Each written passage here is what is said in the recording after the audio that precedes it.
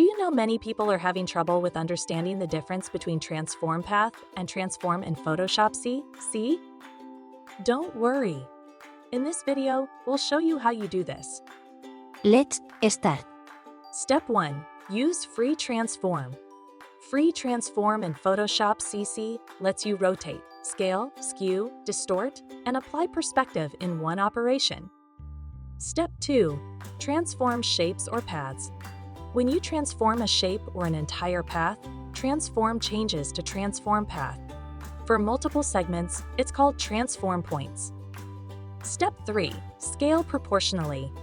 To scale proportionally, drag a handle. Hold Shift while dragging a corner handle to keep the aspect ratio. Step 4. Rotate precisely. Rotate by dragging outside the bounding box or enter degrees in the options bar. Hold Shift to constrain to 15 increments. Step 5. Distort freely. For distortion, press Alt, Windows, or Option, Make OS, and drag a handle. Hold Ctrl, Windows, or Command, Make OS for free distortion. Step 6. Apply advanced transformations. Skewing, perspective, and warping options offer additional transformations for images, shapes, and paths.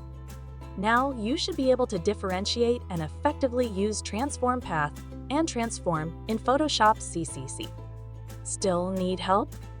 Visit our website for the complete manual. There you will also find questions and answers from other Adobe users. Did you find this video helpful?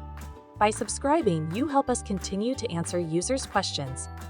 So, subscribe to our channel. Thanks for watching, and see you in the next video.